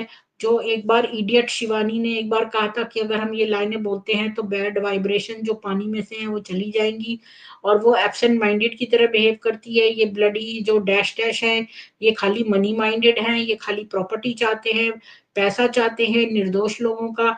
मेरा ससुर जो है वो भी इनसे हेट करता था, क्योंकि उसकी क्योंकि जो मेरी सास है वो भी इसी ब्लडी बीके को 20 साल से फॉलो कर रही है, और वो चाहती थी उसकी सारी बेटियां जो है वो इस कल्ट ऑर्गेनाइजेशन में सरेंडर कर दें। 8 में से 2 सरेंडर हो गई हैं यहाँ पर 15 साल से, और बाद में वो मैरिड हो गई, और थोड़े समय बाद एक में से जो है उसने लव मैरिज करके डाइवोर्स ले लिया, और दूसरी जो है डिप्रेस्ड है, क्योंकि जिसने से शादी करी वो लड़का स्टूपिड ओल्ड गाय है, और ये तो एक अरेंज मैरिज थी। मेरा ओनली ब्रदर इन लॉ जो है वो भी हेट करता है इस ऑर्गेनाइजेशन को, लेकिन वो भी मर गया 2020 में। अच्छा, ये भी एक मैंने एक बात देखी है, इनके यहाँ जो भी जुड़ता है सडनली उसके घर के लोग मरने लगते हैं। मुझे एक बात बताइए, ये जो प्रियंका वाड्रा है, मेरे दिमाग में ये भी अभी जैसे ही मेरे को ये बात समझ में आती कि घर के लोग मर गए। अब आप देखो, ये प्रियंका वाड्रा से इसकी शादी हुई, तो इसकी सास मर गई, इसका ससुर मर गया, इसका देवर मर गया, इसका जेठ मर गया, इसके सब मर गए। ये कैसे हो गया? ये क्या अजीब नहीं लगती है बात? ये तो बहुत ही अजीब सी बात है कि जो बोहरा जी जी देखिए बोल के, अब देखिए बोल के कैसा, आप म्यूट हैं जी। हाँ, अभी आवाज सही आ रही है मेरी? हाँ, पहले से तो बहुत अच्छी आ रही है। ये बताइए, ये वाड्रा जो है, इससे शादी हुई प्रियंका की, तो उसके वाड्रा के घर के सारे लोग मर गए। ये कितनी संदिग्ध बात नहीं लगती आपको? नहीं, ये तो संदिग्ध है ही है। मैं तो मतलब क्या है, आप ब्रह्म कुमारी के बारे में बात करी थी ना, तो उसके बारे में बात कर रहा था कि आप जानते हैं इन इन्होंने लोगों को? मैंने बहुत इनके ऊपर एक पिक्चर भी बनाई है 1.5 घंटे की, जो मैं आपको भेज दूंगी। तो ये लोग बहुत ही बुरा है। इनका लेखराज जो फाउंडर था, आप तो वहीं रहते हैं राजस्थान में, तो माउंट आबू का आपको ज्यादा हाँ पता बिल्कुल, होगा। हाँ बिल्कुल, मैं पर्सनली जानता हूँ इनको, मैंने इनका लिटरेचर भी पढ़ा है। ये क्या है कि इन्होंने एक कॉन्सेप्ट चलाया कि सबसे पवित्र जो है, जो रिप्रोडक्शन है, वो मोर का है। कि मोर जो है आपस में बोहरा जी एक मिनट। अ, हाँ हाँ, मैंने ये एक स्क्रिप्ट करी है इसके ऊपर। अच्छा बोहरा जी, मैं 2 मिनट ये ईमेल जो मैं पढ़ रही हूँ इसको खत्म करके फिर आपसे बात करती हूँ, मैं इसके बीच में हूँ। तो फिर ये कहते हैं कि वो भी मर गया, तो इसके सब लोग मर गए हैं, जो भी आदमी हैं वो सारे मर गए। ये भी कितनी अजीब बात है। मैं प्रियंका की बात कर रही थी बीच में, तो ये मेल रह गई, थोड़ी सी रहे, तो उसके ससुर भी चले गए, और फिर उनको कोविड था, और अब उनकी वाइफ और 5 बेटियां इंक्लूडिंग इसकी वाइफ, ये सब जो है फोन पर घंटों बातें करती हैं, और सारी जो फादर इन लॉ की प्रॉपर्टी थी ससुर की वो इन बीके वालों को दे दी है, और कुछ प्रॉपर्टी पेपर्स मिसिंग थे तो कर नहीं पाए। मेरी बीवी ने भी बहुत सारा पैसा इन बास्टर्ड्स को डोनेट किया है, और वो सोचती है कि ये लोग बड़े गॉड हैं, और वो नहीं है जो लोग जो हैं जिसको पूजा करते हैं। ये कहते हैं कि दुनिया खत्म होने वाली है, एक टाइम आएगा जब पूरी दुनिया बोलेगी बाबा मेरा बाबा मेरा बाबा। मैं तो इससे सिक हो चुका हूँ। मेरी वाइफ अच्छी थी पहले, मेरे फादर इन लॉ और ब्रदर इन लॉ की डेथ के पहले।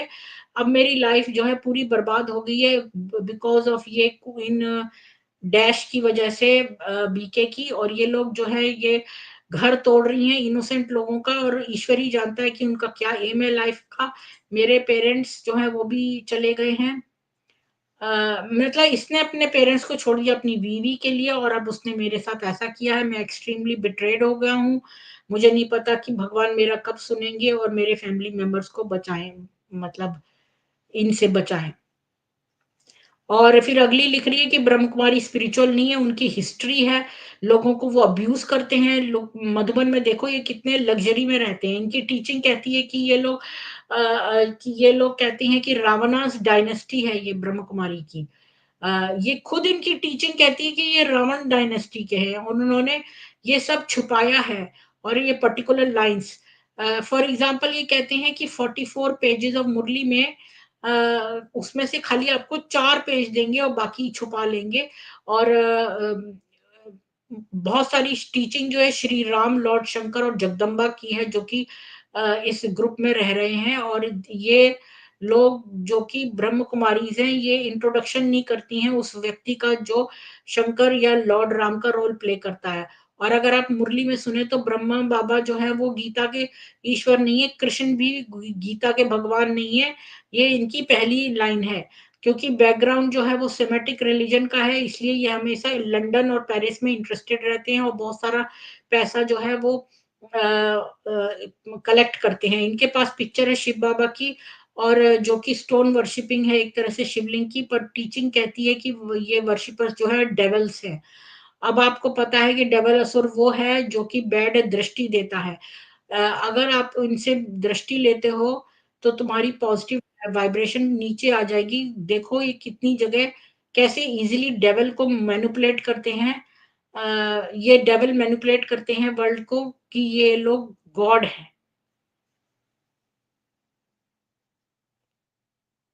हिपोक्रेट है, बस और कुछ नहीं, ये सब यही लिखा है।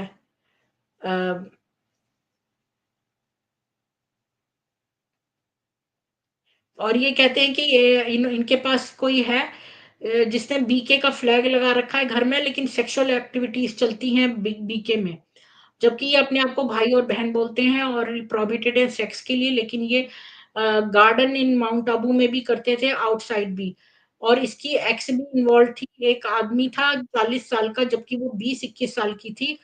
और इससे बुरी बुरी बातें, यानी कि अंदर खूब कुछ चल रहा है, और एज का कोई फर्क नहीं पड़ता।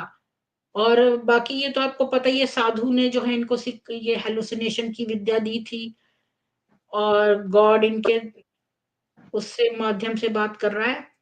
बस मैंने ये सुना दिया, मेरा खत्म हो गया। बोलिए बोहरा जी, आप तो वहीं को बिलोंग करते हैं, अब आप बताइए। वहां वो मोर वाला मुझे पता है जो आप बता रहे थे, उसके ऊपर मैंने एक स्ट्रीम भी करी है।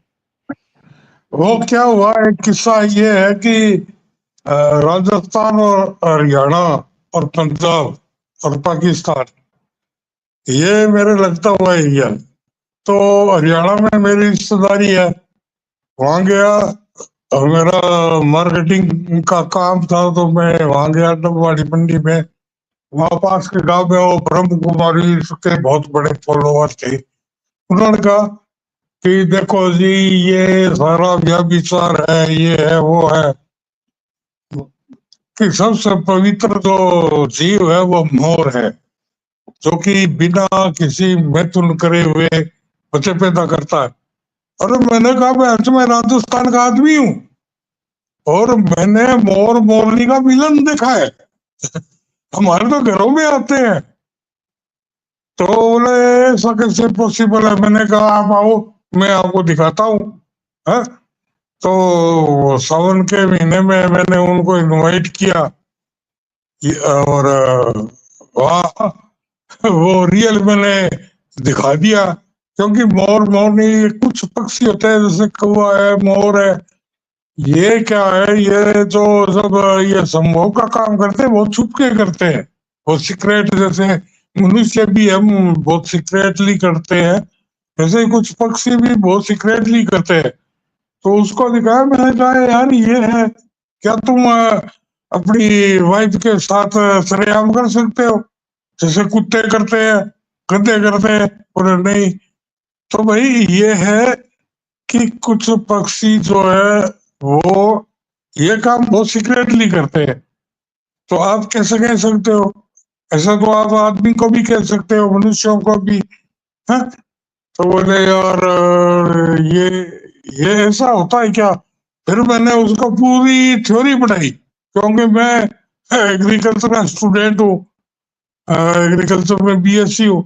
उसको पूरा रिप्रोडक्शन सिस्टम वगैरह वगैरह, क्या होता है क्या नहीं होता है, कौन से पक्षी नुकसान करते हैं, कौन से पक्षी फायदा करते हैं खेती बाड़ी में, उसको सारा बताया। और उनका रिप्रोडक्शन कैसे होता है। तो बोले यार, तो मैं तो ये बताया गया, मैंने कहा तुम्हें बढ़ाया गया है बहुत ही बेवकूफ, और इतना बेवकूफ कि राजस्थान हाई कोर्ट के जज ने कह दिया, वो भी ब्रह्म कुमारियों के पेट में था। मैंने अपना माथा पीटा, क्या करे प्रीति जी, इतने इतने बेवकूफ लोग हैं कि जज बड़े बैठे हैं। और आम आदमी के तो क्या कहे, उनको कुछ भी पता नहीं है हमारे वेदों के बारे में। हमारे वेद जो कहते हैं ना, आप डेली वेद बनाती है, मैं सुनता हूँ, कुछ कमेंट नहीं करता इसलिए आपको पता नहीं है, लेकिन ये लोग है ना, इतने बेवकूफ है ये कि कुछ को भी कुछ सत्य मान लेते हैं। ये वही लोग हैं जो कहते हैं कि कुरान भी भगवान की किताब है, बाइबिल भी भगवान की किताब है, वेद भी ये है, गीता भी ये। बस ऐसा ये ऐसे सेकुलर लोगों से हमें बचने की जरूरत है। बोलिए। बोरा जी, ये सेकुलर लोग नहीं है, ये इस्लामी लोग हैं। ये आफ्ताब था जो लेखराज नाम से इसने शुरू करा है ये पंथ, और इसने मुर्तजा नाम के एक मुसलमान को हिंदू कपड़े कुर्ता पजामा पहना के और उसको ऋषि नाम देकर छोटी बच्चियां जो हिंदुओं की थी उनको पढ़ाने के लिए रखा। आप मेरी डॉक्यूमेंट्री मूवी देखेंगे, मैंने प्रमाण के साथ सब कुछ बताया है उसमें। आपका ईमेल है मेरे पास क्या? हाँ है, मैं एक मिनट चेक करती हूँ। वीपी बोरा 11 हाँ हाँ, मैं उसमें आपको लिंक @gmail.com। भेजती हूँ। मेरी पिक्चर आप जरूर देख लेना, फिर मुझे बताना कैसी लगी। हाँ नहीं, बिल्कुल मैं देख लूंगा, लेकिन हमारे प्रधानमंत्री इनके प्रोग्राम में जाते हैं।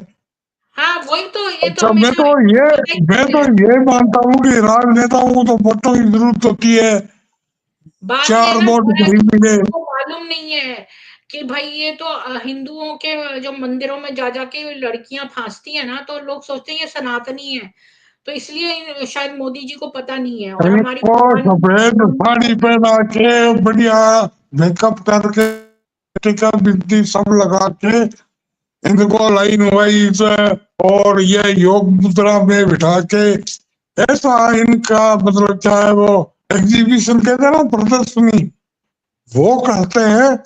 ऐसा करते हैं जैसे बस ये फलानी योग मुद्रा है, ये फलानी योग मुद्रा है, और सिर्फ लड़कियां, कोई लड़का नहीं, कोई लड़का नहीं। ये क्या प्रदर्शनी है भाई? मैंने कई बार सवाल उठाए है। फांसने का है, हिंदू लड़कियों को फांसने का है।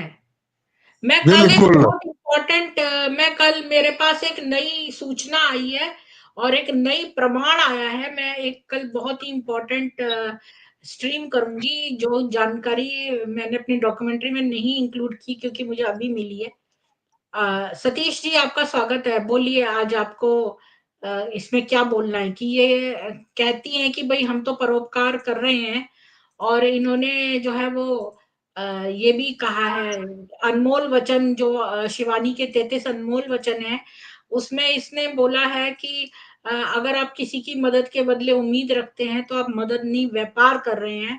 पर ये खुद ही अपने बातों पर अमल नहीं करते हैं। इसके बारे में आपको कुछ कहना है, बोलिए। ये अपने लिए ही कर रहे हैं ना, ये तो खुद ही उम्मीद करके बैठे रहते हैं। कोई नया जिज्ञासु भी आता है तो उनसे उम्मीद लगा के बैठे रहते हैं कि भाई ये इससे हमको कुछ प्राप्ति होगी। ये तो डिमांड एंड आस्किंग वाला गेम खेलते रहते हैं। खासकर मैं बोरा जी की बात को सुनकर आया कि इन्होंने जो बोला ना, ये तो इतनी ज़्यादा बेवकूफ़ी जरी बातें हैं। जैसे उन्होंने मोरनी का उदाहरण दिया, और बहुत सारे ऐसे उदाहरण हैं जो ये प्रूव करते हैं कि ये बेवकूफ़ नंबर 1 है, पीके कम्युनिटी जो भी है। लेकिन वोरा जी, मैं ये बात बोलना चाहता हूँ कि बेवकूफ़ी को क्षमा किया जा सकता है, लेकिन एक बार आपको जब ये रियलाइज़ हो जाएगा कि आप बेवकूफ़ हैं, और आप तो बेवकूफ़ बने ही, और आपके बेवकूफ़ बनने के बाद आप उस प्रोग्राम में लग जाते हैं कि आप दूसरों को बेवकूफ़ बनाने में इन्वॉल्व हो जाते हैं, तो ये मैं बेवकूफ़ी नहीं कहूँगा, इसको मैं क्राइम कहूँगा। क्योंकि एक अरसे के बाद बीके में चलने के बाद ये रियलाइजेशन तो हो ही जाता है कि हम बेवकूफ़ बने हैं। हो सकता है ब्रेन वॉश की वज़ह से हो सकता है कि अंधश्रद्धा की वज़ह से हो सकता है, भगवान सीकर की वज़ह से हो सकता है, ट्रुथ हमको एक सच्चा पाथ मिल गया है, ये भावना से भी हो सकता है। उसकी वजह बहुत सारी हो सकती है। लेकिन मैं ये दावे के साथ कह सकता हूँ, चूँकि मैं इस कल्ट में 20 साल चला हूँ, तो ये तो अपने को ज्ञान हो जाता है कि इसमें बेवकूफ़ बनाया जा रहा है। लेकिन जब ये ज्ञान ये पता चल जाता है कि बेवकूफ़ बने हैं हम, और फिर हम बेवकूफ़ बनने के बाद दूसरों को बनाने की जो प्रक्रिया में लग जाते हैं ना, तो वो बेवकूफ़ी नहीं होती, वो क्राइम हो जाता है। तो वंस यू रियलाइज़ कि आप बेवकूफ़ बने हैं, तो एक समय की भी देरी न करते हुए, एक पल की भी देरी न करते हुए, इस बीके कल्ट से निकल जाने में ही एक जो है एक ऑनेस्टी की झलक होती है, जो मैंने की है। मैंने बहुत इनको झेला है। मैं निकलने के बाद मेरा जीवन आसान नहीं था। मेरे निकलने के बाद मैंने बहुत स्ट्रगल किया। मेरा अलौकिक जॉब पूरा मेरा वो खत्म हो गया था। लेकिन बीके वालों ने मुझे कोई हेल्प नहीं करी, जबकि मैं 20 साल इनको मैंने सपोर्ट किया था। तो फिर भी मैं तो ये बोलता हूँ, जो भी बीके बंधु इस कल्ट में चल रहे हैं और उनको ये रियलाइज़ेशन हो चुका है कि बेवकूफ़ बन रहे हैं और हम दूसरों को भी बना रहे हैं, तो एक पल की देरी किए बिना इसमें से निकल जाना, because you are contributing to the crime. बेवकूफ़ दूसरों को बनाना एक क्राइम है मेरे हिसाब से। और ये जनरेशन टू जनरेशन ये कोई कम बात नहीं कर रहे हैं। ये लोग यूथ जनरेशन को डिस्ट्रॉय कर रहे हैं। ये लोग फैमिलीज़ को डिस्ट्रॉय कर रहे हैं। ये पूरे रिलेशनशिप जो इंडिया की मान्यताएँ हैं, हमारी संस्कृति है, वेद है, जो इतने सारे पुरानी हमारी जो बिलीफ सिस्टम है, उसको क्रश करते हुए अपना कुछ भी उल्टा-सीधा ज्ञान हमारे मुँह में घुसेड़ के, हमारे दिमागों में घुसेड़ के, हमारे परिवारों में, हमारे यूथ्स में, हमारी युवतियों में, ये सब क्या भर रहे हैं हम। मतलब ये क्राइम के से भी ऊँची चीज़ है, जो मतलब बहुत जल्दी अथॉरिटीज़ को संज्ञान लेने की ज़रूरत है। लेकिन जैसे आपने कहा कि इसमें पीएम भी जाते हैं, और अभी रिसेंटली अमित शुक्ला गृह मंत्री जी गए और उनके फ़ेवर में भाषण किया है। तो ये बहुत ही मतलब एक तरीके से क्या कहें, एक वार्निंग की साइन है, कॉशन की साइन है। इसको मैं सभी समुदायों से अपील करूँगा, जो भी अंधश्रद्धा के और ये कल्ट एक्टिविटीज़ के और सनातन धर्म के विरोधी हैं, उनको सबको मैं जागरूक करना चाह रहा हूँ इस मंच के माध्यम से, कि बहुत गलत काम हो रहा है बीके में। इसका संज्ञान लेना बहुत ज़्यादा आवश्यक है। जो Preeti ji one man army की तरफ कर रही हैं, लोग उनसे जुड़ते हैं, बातें करते हैं, निकल जाते हैं, फिर आते हैं, फिर जुड़ते हैं, फिर निकल जाते हैं। लेकिन प्रीति जी लगी हुई हैं अपने ब्लॉग के द्वारा, अपने वीडियोज़ के द्वारा। मैं वाक़ई में उनको दिल से सैल्यूट करता हूँ कि जो उन्होंने अभियान छेड़ा है, वो कितना सफल होता है, कितना नहीं, लेकिन उन्होंने अपना पार्ट जो है बहुत बखूबी निभाया है। और हम तो सिर्फ़ उसको कुछ-कुछ बूँदें उसमें डाल देते हैं कि भई हमारे जो अनुभव है वो लोगों के काम में आ जाएँ बस।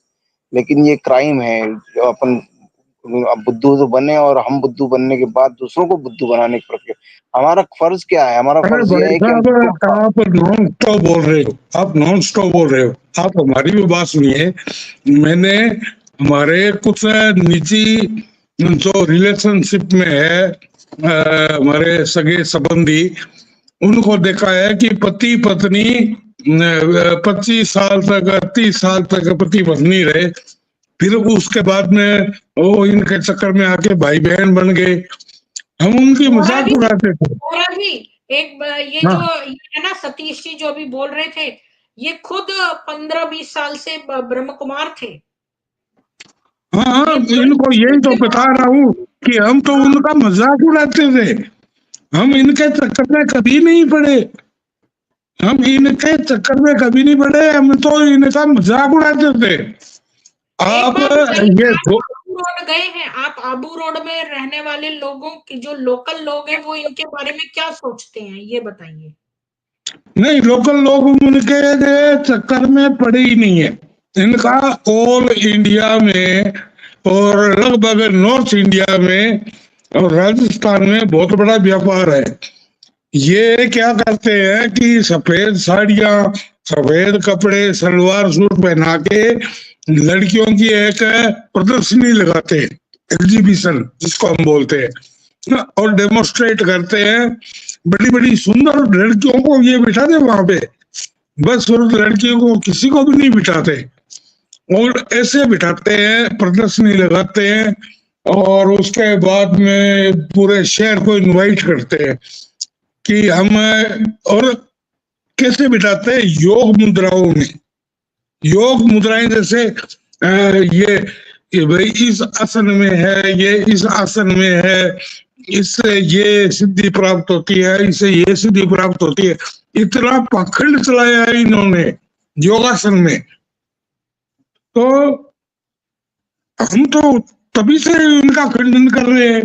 मैं तो पूरा, मैंने योग शास्त्र पढ़ा है, मैंने योग दर्शन पढ़ा है, मैंने सांख्य दर्शन पढ़ा है, वैशेषिक पढ़ा है। ये क्या बताएंगे हमें योग दर्शन क्या है? पतंजलि, हमने तो अष्टांग योग मैं पूरी तरह से उसको एक्सप्लेन कर सकता हूँ। ये हमें क्या बताएंगे योगासन के बारे में कि योगासन ऐसे होते हैं, योगासन में ये योग मुद्रा जी से ये सिद्धि प्राप्त होती है। ऐसे नहीं होता। अष्टांग योग आप पढ़ो, यम नियम, आसन, प्राणायाम, प्रत्याहार, धारणा, ध्यान, समाधि, ये होता है अष्टांग योग। यम क्या है, नियम क्या है, आसन क्या है, प्राणायाम कैसे करते हैं, प्रत्याहार क्या है, धारणा कैसे होती है। ये क्या बात करेंगे हमसे? जब हम ऐसे क्वेश्चन करेंगे तो इन्होंने क्या है, आसनों की ये मुद्राएं कि ऐसा करने से ऐसा हो जाएगा, ये सिद्धि प्राप्त हो जाएगी। मैंने कहा ऐसा नहीं होता। आपने यम का पालन किया कभी? वही इनकी बढ़ जाती है। अहिंसा, सत्य, ब्रह्मचर्य, अस्तेय, अपरिग्रह, यही से इनका कुछ नहीं। एक यम का पालन ही नहीं कर सकते। एक भी यम का, 5 जो यम है उसमें से एक भी यम का ये पालन नहीं कर पाते। तो ये क्या योग मुद्राएं दिखाएंगे हमें? यम के बाद में नियम, फिर आसन आता है। ये कौन से यम का पालन नहीं कर पाते? किसी का भी, ना ये अहिंसा का, ना सत्य का, ना अस्तेय का, ना ब्रह्मचर्य का, ना मतलब अपरिग्रह का। ये तो चोरी कर रहा है, मतलब अस्तेय जो और है, क्या, ये बिल्कुल चोरी करती है। बिल्कुल बिल्कुल। ये मेरी बात सुनो, इन्होंने ये कह दिया कि इस पोजीशन में हम बैठे हैं तो ये योग मुद्रा है। इन्होंने कहा से ये सीख लिया कि इससे ये सिद्धि प्राप्त हो जाएगी?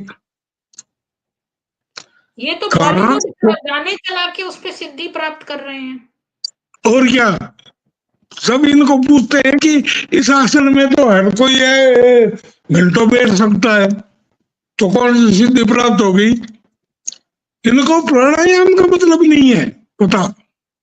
प्राणायाम का भी सिर्फ इन्होंने क्या है, 5-10 आसन सीख लिए और इससे ये अपने आप को बहुत बड़े योगी बताने लग गए।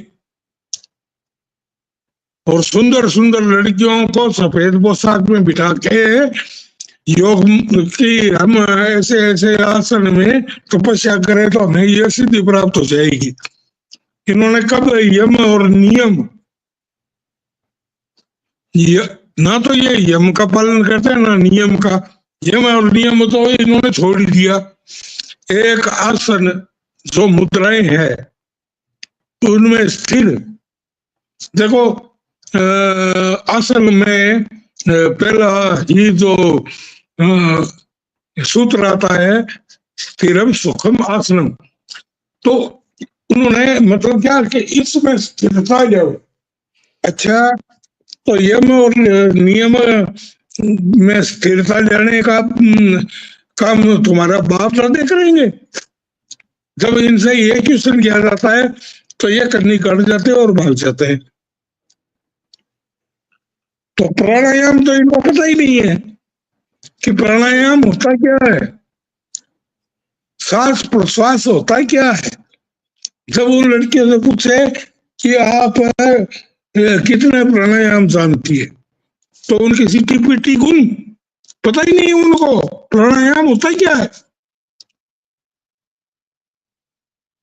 मैंने ये प्रैक्टिकल करके देखा हुआ है।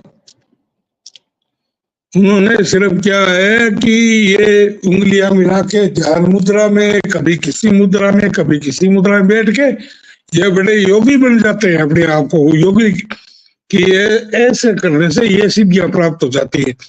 जब इनको प्राणायाम जैसी हाँ, चीज इनको का पता नहीं। सिद्धियां प्राप्त करनी है बोहरा जी, ये लड़कियों को शोषण करते हैं, ट्रैफिकिंग करते हैं, और बहुत बिल्कुल सारी बाहर से दिखाने का अलग है, अंदर से अलग है। तो इनको कौन सी सिद्धियां प्राप्त करनी है? ये सब तो बहाना है, और ये सब तो बाहर से दिखावा है। जब आप पिक्चर देखेंगे ना, मैंने आपको लिंक भेज दिया है, अब आप वो मूवी देख अरे तो के आप तो दोबारा पिक्चर भेजेंगी, मैंने तो प्रैक्टिकली देखा है, मैंने सुनिए। तो प्रैक्टिकली देखा है हाँ, इनको, मुझे और मालूम किस है, नहीं की लेकिन है। मैंने आपको एक पिक्चर भी भेजी है, वो आप पूरी पहले देख लो, फिर आप कल फिर से आना। आज मैं ये स्ट्रीम मैंने क्लोज कर रही हूँ, मैं ये बिल्कुल स्ट्रीम क्लोज बिल्कुल कर रही हूँ, बिल्कुल। क्योंकि ये 1.5 घंटा हो चुका है।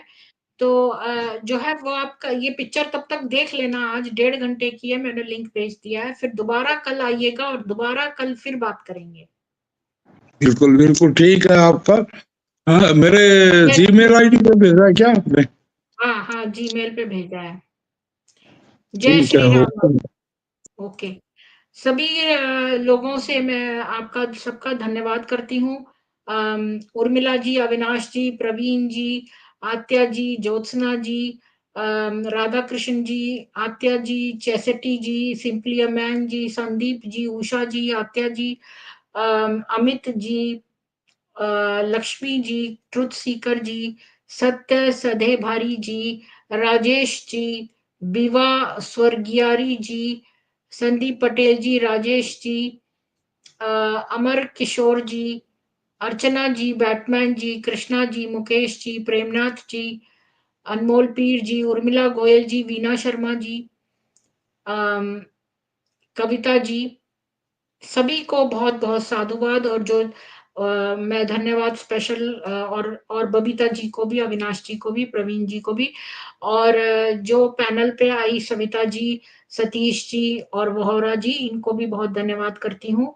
जिसने मेरी वो डॉक्यूमेंट्री मूवी नहीं देखी है वो प्लीज देख लीजिए, क्योंकि मैंने उसका लिंक फिर से दे दिया है कमेंट सेक्शन में। तो प्लीज ये 1.5 घंटे की मेरी मूवी जरूर देखिए, डॉक्यूमेंट्री। इसमें मैंने बहुत अच्छे एविडेंस के साथ प्रस्तुत किया है। और साथ में कल मैं एक इम्पोर्टेंट स्ट्रीम करूंगी, उसमें मैं एक और जो है छुपा हुआ रहस्य आपको बताऊंगी कल सैटरडे को। तो सभी लोगों को जय सनातन वैदिक हिंदू विश्व, जय श्री राम। कल फिर मिलते हैं ऋग्वेद में। राम राम।